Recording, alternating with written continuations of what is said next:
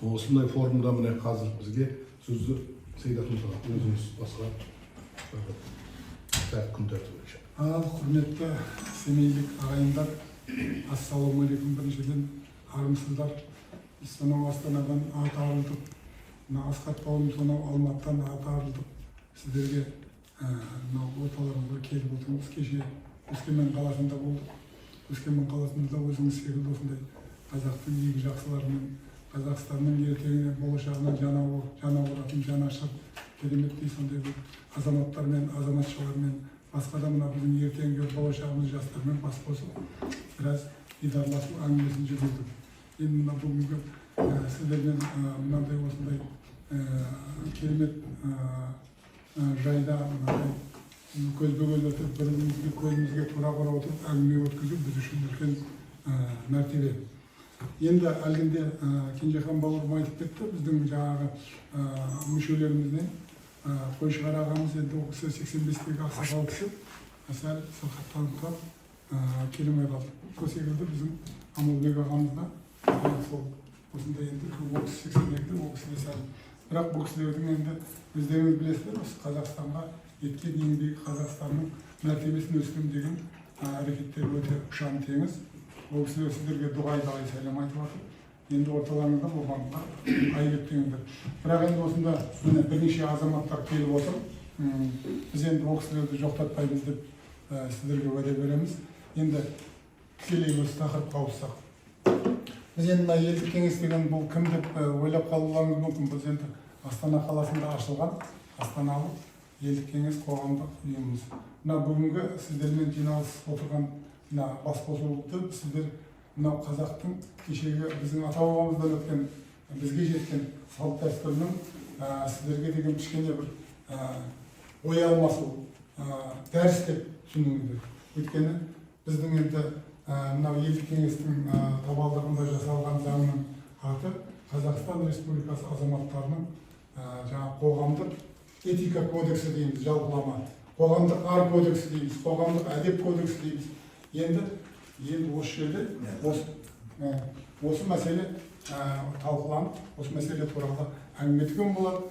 Содан кейін мына жаңағыдай біздің бір өкілеттігімізді тағайындап, біз республикалық ұйым болу үшін соған талпыныс әрекет жасап, өзіміздің мынау заңымызды, осы заңымыздың жобасын сіздермен талқыламыз. Кеше Өскеменде талқылап, өткенде батыстың 4 өңірінде болып, ол жақта да ағайындармен бәрімен талқылап, мынау парламентке талқылауға, сол жерде заң ретінде қабылдауға, ұсынуға жанталасып жүрген азаматтарымыз. Енді сіздерге кейде қызықты көрінетін шығар, біз адам болғаннан кейін сұрақ болып қойды.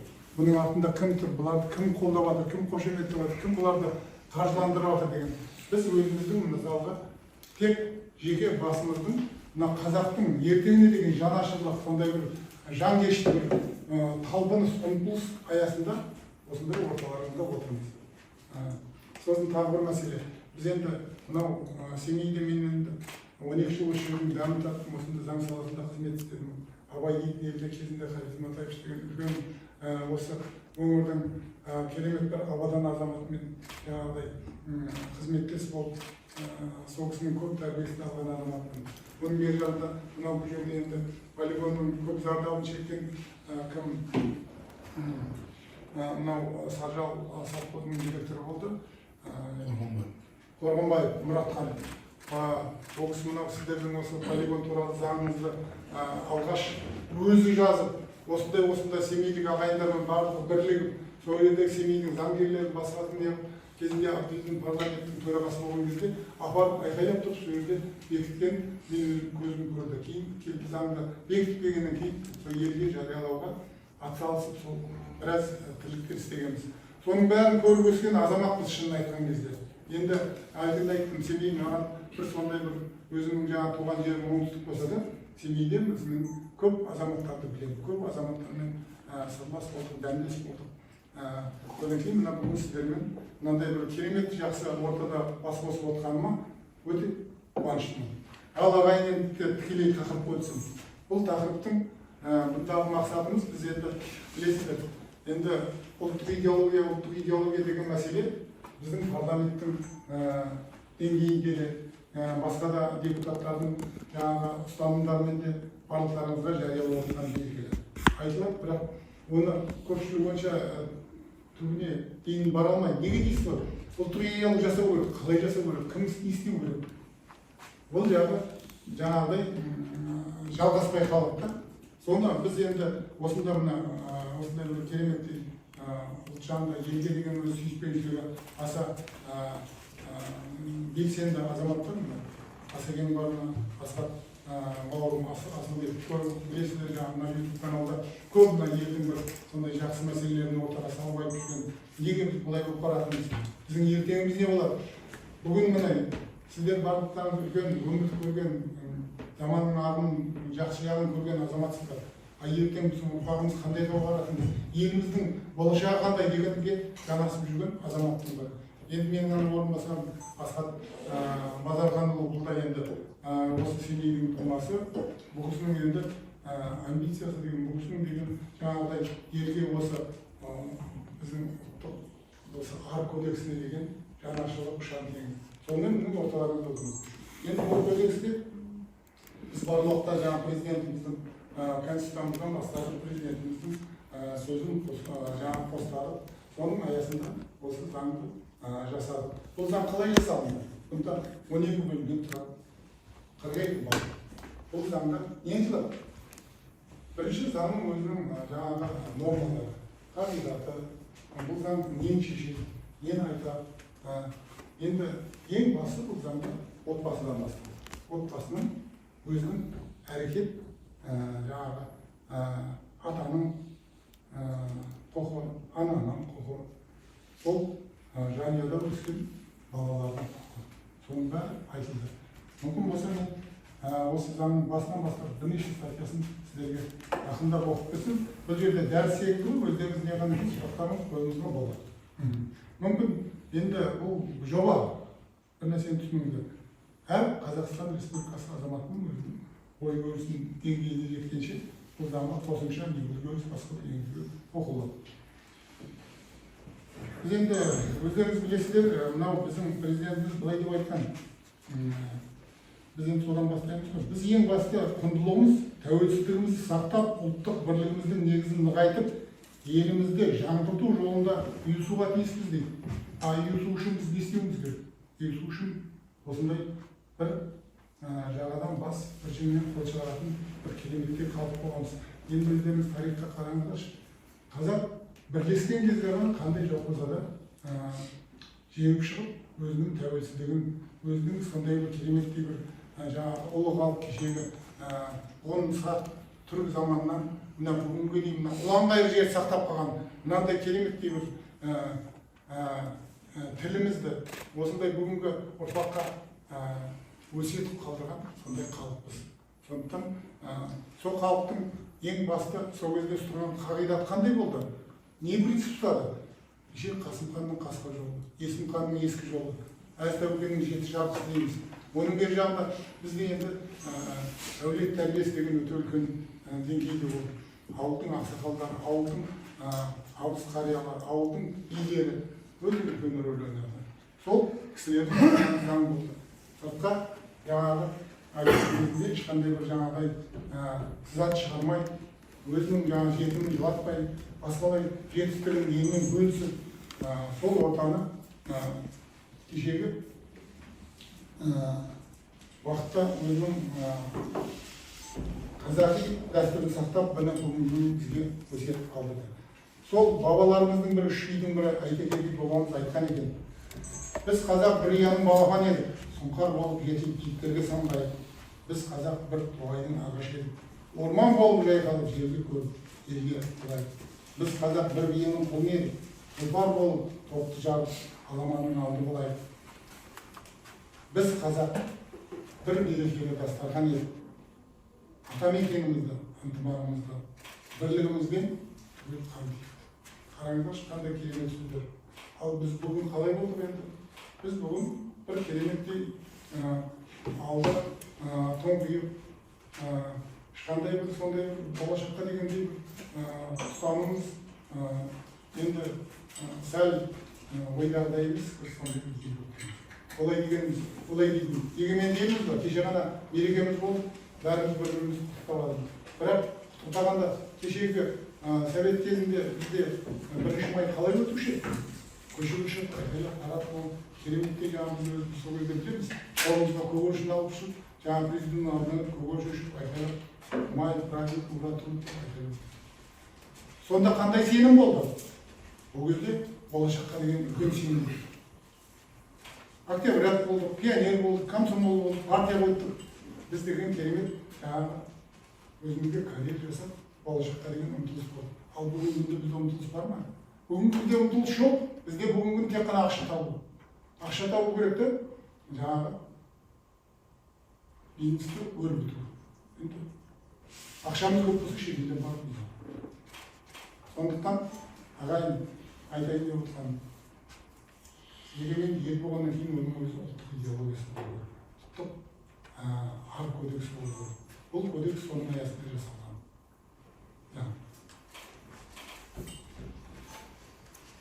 Қоғамдық этика кодекстері бұл адамның қоғамда өзін өзі қалай ұстау керектігін анықтайтын құжат. Немесе тұжырымдама. Басқаларға құрметпен қарау, әділеттілікті сақтау, адал болу, төлімділік пен жауапкершілікті таныту. Біздің қазақтың сөздердің қалай керемет. Бірақ қазір сөздің қадірі қалды ма? Сөздің қадірі қалды ма? Сөздің қадірі қалды ма? Біз айтамыз, айтқан жерде қалды. Менің қойшығара салғара дейтін үлкен ағам бар, сол кісі айтады. Біз қазір сөйлеуге ұстамыз дейді, бәріміз де сөйлеуге ұстамыз дейді. Бірақ ол сөздің орындалмауы ешкімге қажет жоқ. Елдің алдында шығып сөйлесек, біз керемет, о, бәленше сөйледі, ағам айтты дейміз де кете береміз. Ол орындалмай қала береді. Егер сен мықты азамат болсаң, сен сол сөздің орындалуына атсалыс, сен сол сөздің орындалуына жаңағы қадағала. Оның жемісін жесең, мені нағыз азаматтың ісі. Қазақ айтады ғой, жылқының мықтысы қазанат, адамның мықтысы азамат деп. Сондай бір азамат болып, елге үлгі өнеге болатындай, ұрпаққа үлгі өнеге болатындай әрекет қалдырды. Сондықтан біздің осы мынау заңның басты жасаған өзіміздің мақсатымыз осы болатын.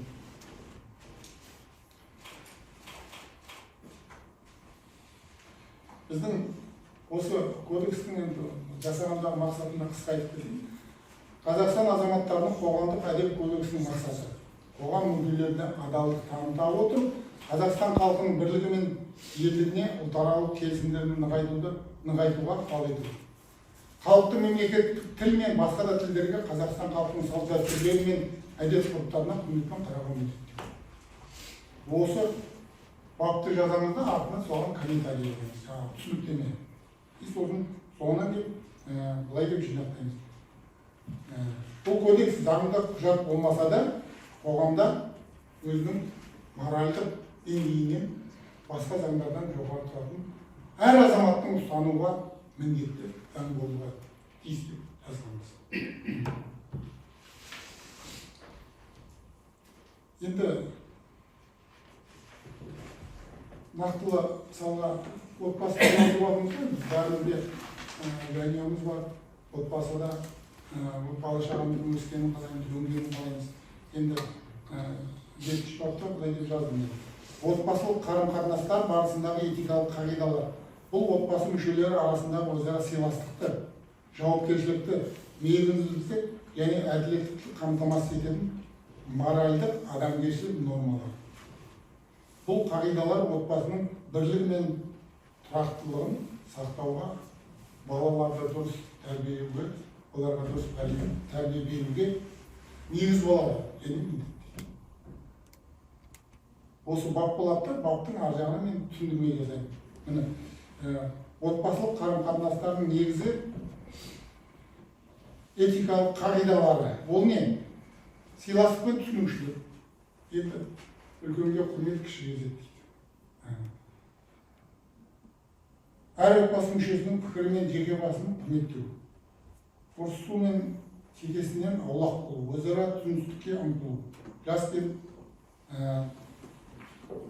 ата-ана, бала, апа-шаға сый құрметпен қарауға. Мейірімділік пен қамқорлық дейді. Отбасы мүшелерінің бір-біріне жылы сөз айтып, қолдау көрсету. қиын сәтте көмектесу, жақындарын қорғауға жағдай түсіну, балалардың қарттарға ерекше көңіл бөлу, балаларға қарттарға ерекше көңіл бөлу.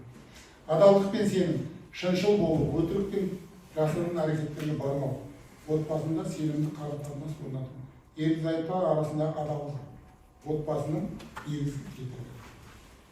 Жауапкершілік пен міндетті сезіну.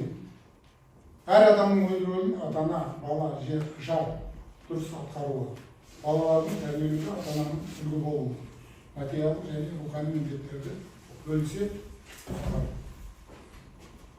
Төзімділік пен сабырлылық, бір-біріне кемшіліктерінен түсіністікпен қарау, қиын жағдайларда сабыр сақтау, ашуға берілмеу, дауларды келісіммен шешуге тырысу. Ынтымақтастық пен бірлік, ортақ шаруаларға бірлесіп әрекет ету.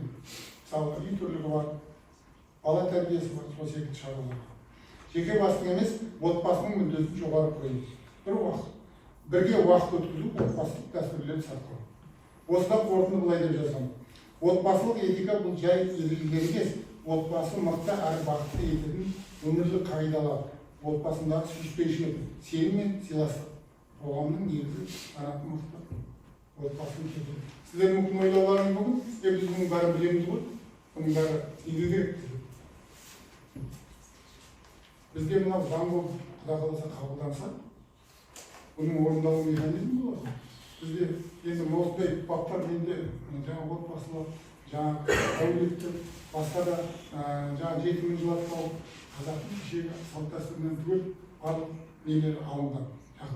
Уәде, ант беру, жалған, оның бәрі жалған айту, соның бәрі 42 болып айтылған. Оның бәрі мен енді сіздерге қолдарымды қостадым, кімнің Кенжеханның қолында.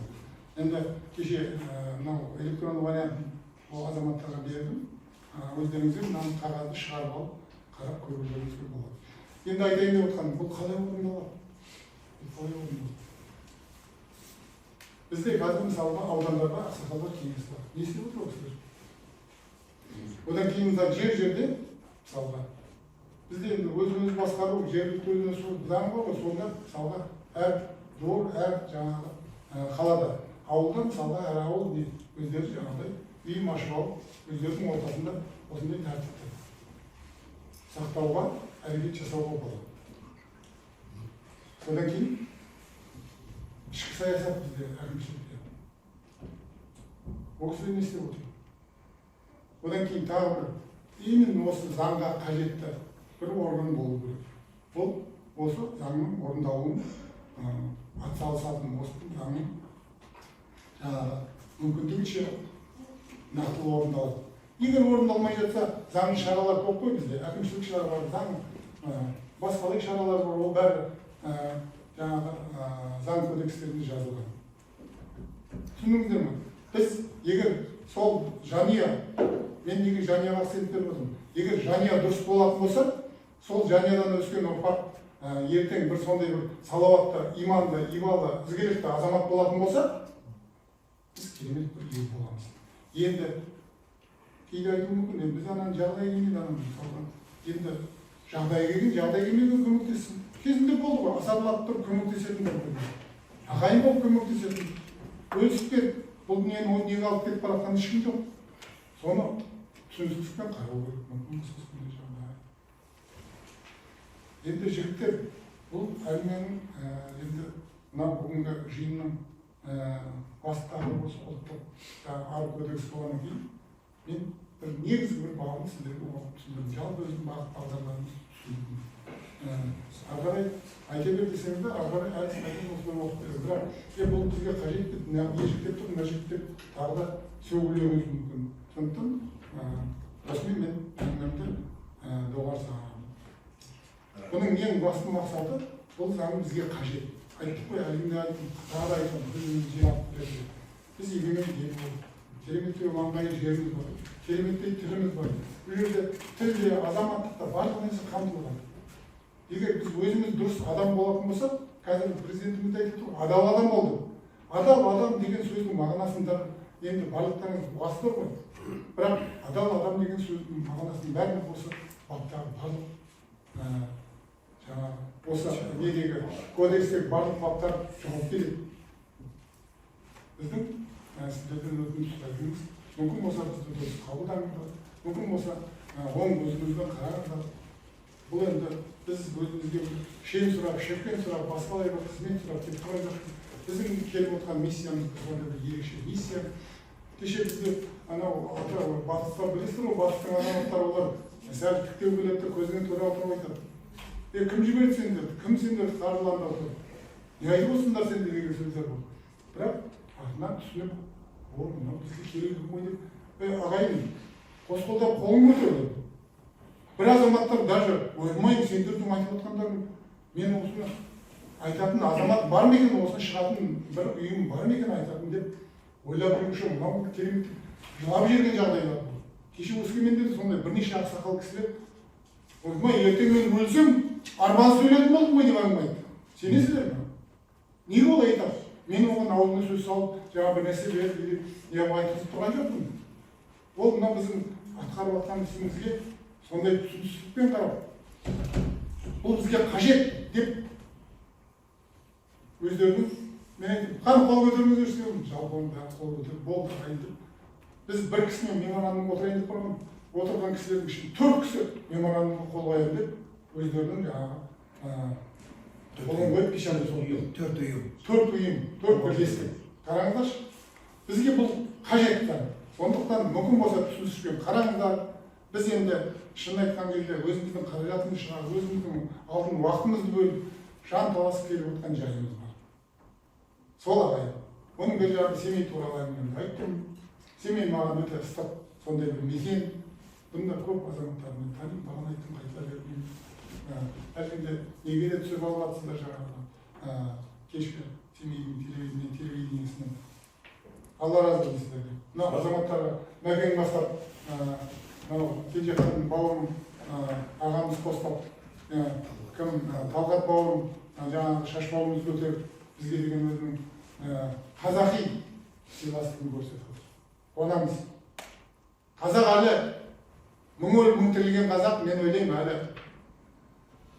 Құда қаласа, Алла тағала айтқан екен ғой, осы дүниеде ең соңғы жақсы адам өлгенде шейіт болғанда мен қиямет қайын жібереді.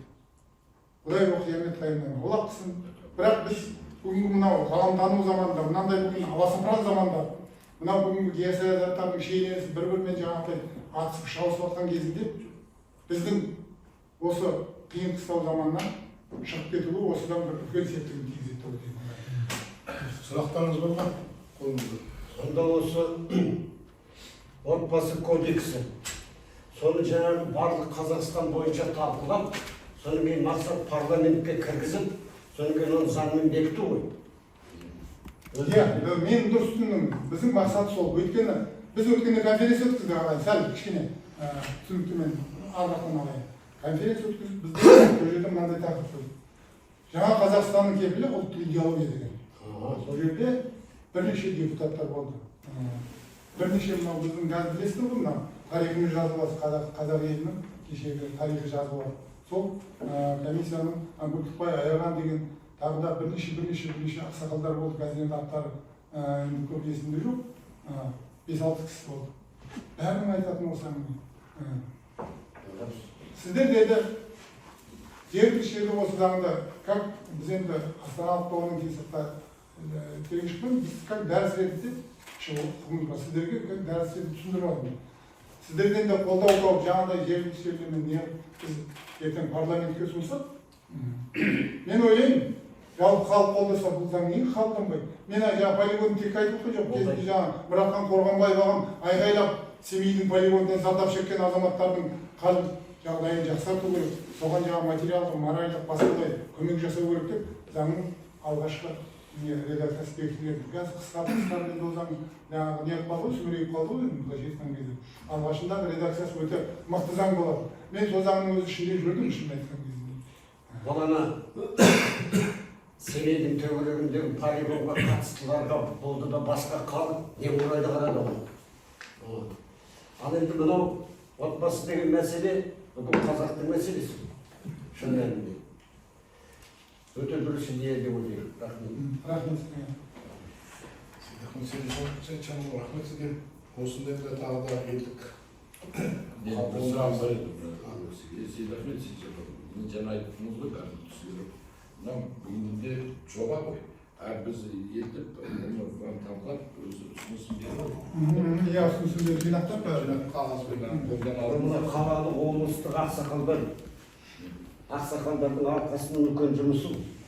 Солай өсет шақырды енді бүгін өсет келді. Тағы бір мәселені айтайын. Біз енді әлі сол, біз енді айқайлайды ғой, қазақ ұйықтап жүр, біз әлі көп нәрсеге әлі түсіністікпен қарай алмайатырмыз. Жаңағы қарын тоқ, көйлек тоқ, бала-шағам алдында маған не керек деген әңгімемен жүрміз. Бірақ бүгінгі заманның, мына ғаламдану заманының талабы, оны уже ол кешегі, ол өтіп кеткен заманның несі ол, қажеттілігі. Ал бүгінгі заманның қажеттілігі олай емес. Бүгінгі заманда біз жаңағы әлгінде Әйтеке би бабамыздың жаңағы өсиетін айттым ғой, ағайын. Бұл бізге көп үй суды біздің жаңағы бір болуымыз қажет ететін нәрсе. Ал енді жаңағы өзіңіз айтпақшы, облыстық аудандық ақсақалдар алқасы, енді бұл жерде де өзім секілді қазақтың енді ғажайып кісілер отыр ғой. Бірақ ағайын сәл ойлансаңдар. Отырсың ба? Ертең Олар отыр, просто әкім не дейді деп. Соған қарап отырмыз. Ол ең басты именно осы заңды талқылау кезінде оған қараудың керегі жоқ. Ол бізге керек. Біз қазақты қараңызшы, мен айтпай отырмын, айтып кетейін. Не болып баратырмыз? Телевизорды қойсаңыз, не бір соңғы сұмдық жағдайлар дейсіз. Кім істеп жатыр соны? Орыс емес, қазақ істеп жатыр соны. Әкесін сауып жатыр, жаңағы қызын зорлап жатыр. Басқалай не бір соңғы сұмдық жағдайлар. Неге? Біздің қыздарымыз анау негрге шығып жатыр. Біздің қыздарымыз Қытайға шығады. Біздің мына шешем қалып қараңыз, бір қызы шетелге кетпейді мысалы. Шетелдің азаматында тұрмысқа шықпайды. Өйткені олардың мына жүрегіндегі рухы керемет. Олар айтады екен ғой, қазақтар даланың қасқыры, біз таудың қасқырымыз деп. Біз сол қасқыр деген қасиетімізден айырылып қалдық ағайын. Сондай ұғымнан. Енді бұрын тотем болды ғой бізде қасқыр деген, сондай бір кереметтей бір қасқыр дегенді айтқан кезде жүрегіңізге жаңағы мойшырымен сол рухымды оятайшы деп талпынатын жағдай болады. Сондықтан мүмкін болса ағайын ойланайық.